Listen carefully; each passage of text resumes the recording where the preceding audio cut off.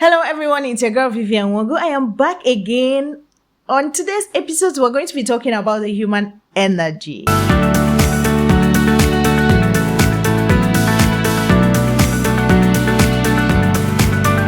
right. On our previous episode, I talked about why I haven't been around, why I stopped recording. And like I promised, I said I'm going to be showing up here more for you guys. So on today's episode, we're going to be talking about energy, the power of the energy around you. Most times when I talk from personal experiences. So this one is very dear to me. This particular topic is something that I have experienced, and I think it would be nice to put it out there for other girls to see or hear. When I say energy, in this context, I mean the human energy. And the human energy can be referred to as the aura around you, right? The aura that exudes from you as a person. When you walk into a room, when you walk into a space, the aura that follows you, right? I remember sometime when I traveled to Nigeria, I was attending these classes, and one particular day I walked into class and I met this lady who hasn't been coming to classes with us. But yeah, it was like a tutorial class. So I entered this day, and there was this new student, or should I say new candidate, that came in. And after the normal classes, when we were divided into pairs to study, she told me, she was like, I was praying that you will not be paired with me. I felt a little bit disturbed by that, because I don't know why someone would say such to me. So I was like, why are you saying that? Why would you not want to be paired with me? She said, because when you walked into the class, there was this powerful aura around you. I felt small. I didn't understand that. Like, I couldn't make sense of what she was saying, because I mean, we've never met, and you're seeing me for the very first time. I barely even noticed you, but you felt oppressed by my aura. So I wanted to understand why she would feel like that. She said she didn't know, that she can't explain it, but that when I walked in, that she felt power walk in.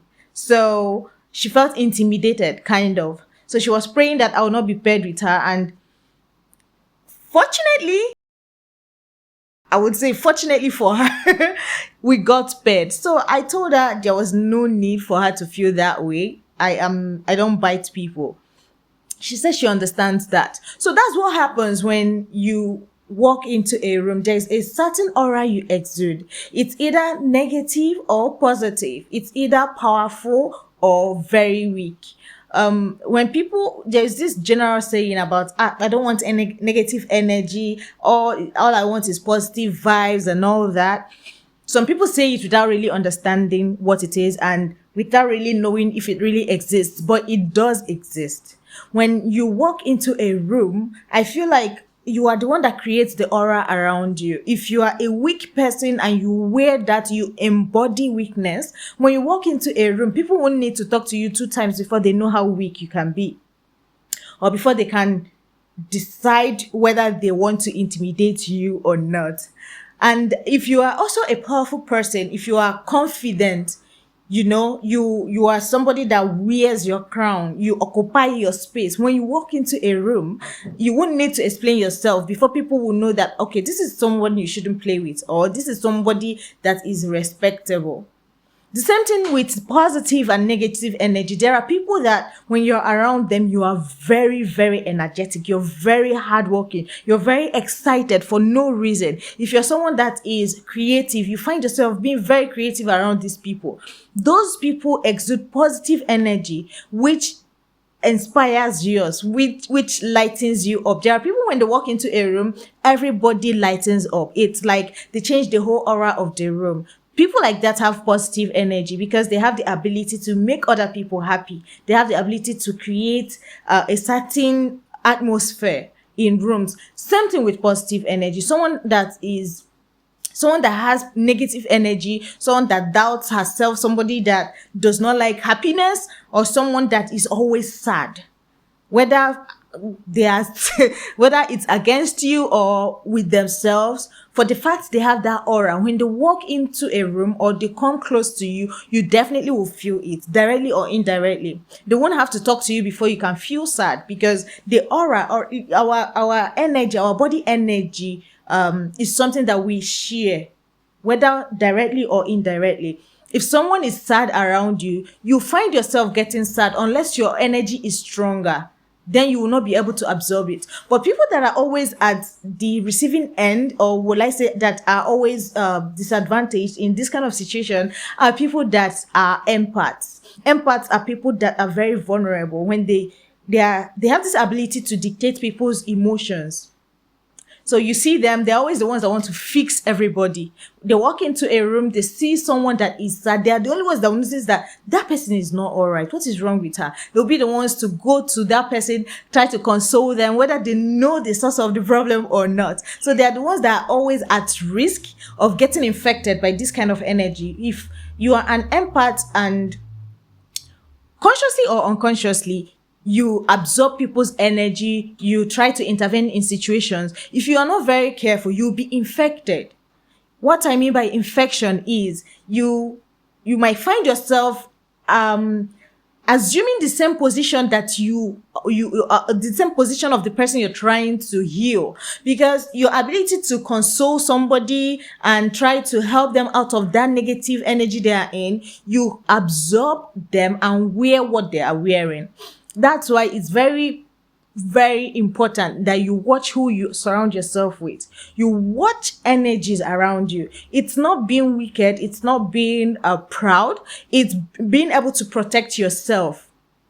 For example, if you are, let's say, for example, you are doing something, you have a project you're working on, or you have some kind of goal you want to achieve, it's not very advisable to keep sharing that information with everybody you come across. I used to be this person. Everything that I'm doing, the next person close to me, I want him or her to do that with me, because I feel like I want to win and I want everybody else to win. But that's not how life works, right? There are things you have to keep to yourself, because the person next to you might not be angry with you. The person next to you might want you to succeed, but their own energy is against you.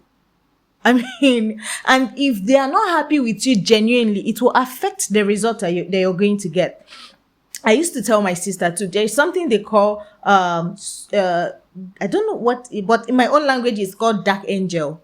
Some people, let's say, for example, this person is getting married and she shares that information with her friend, who is very happy with her that she's getting married. But deep down, she's not happy. Deep down, she's angry. And then at night, she goes to bed. This other person getting married also goes to bed.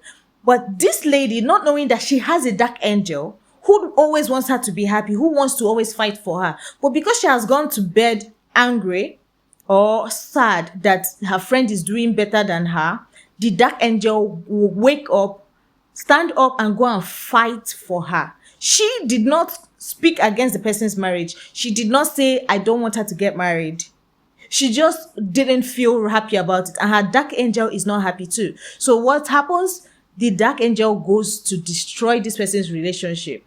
And before you know it, she will find herself being happy. That's why some people will say, this is not supposed to be funny, but it's funny to me.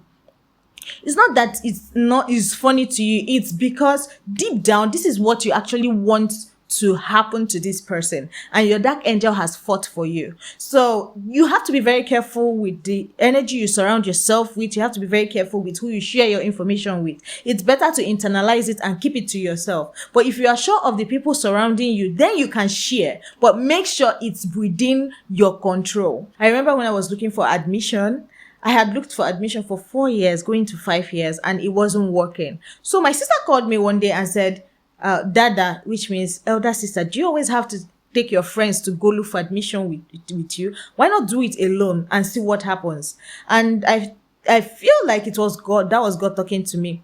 So when she did that, when she told me that, I said, okay, I wasn't in town. So I told her I was going to send her money to buy form for me. I sent her money. She bought the form. I was with my friends, but I didn't tell them, which is very unlike me. There is no step I take without telling my friends. But this particular event, on this particular issue, I didn't tell anyone. My sister went, bought me the form and everything and processed it actually. So few days to the exam, that was when I was able to tell my friends. I was like, because I couldn't keep it to myself. I'm not that kind of person. I want everyone to win around me, right? So I mentioned it like, I bought this form and I asked my sister to buy it for me. So one of my friends that I've been looking for admission with all these years got upset that I didn't tell her. So she refused to buy the form. But I went, took that exam and everything worked out. I got admission. So I've been holding on to that. Somebody might not be upset with you. They might not be working against you, but the energy around them might be what is affecting you. So I'm not saying that my friend was bad but who knows what might have happened. So that is why I'm sharing this information, not because she's a bad person, but just to let you know that there are circumstances where you have to keep things to yourself just to guard your peace, to guard your progress, and then to keep you safe. All right. If you enjoyed this episode, please leave it in the comment section. If you have anything to add, please feel free to share, give us a feedback through your audio or leave a comment. And do not forget to subscribe to our YouTube channel and our podcast channel. If you'd like to be a part of this show, please send me an email and I'll respond to you ASAP. Until next time, it's your girl Vivian Wogu. Bye.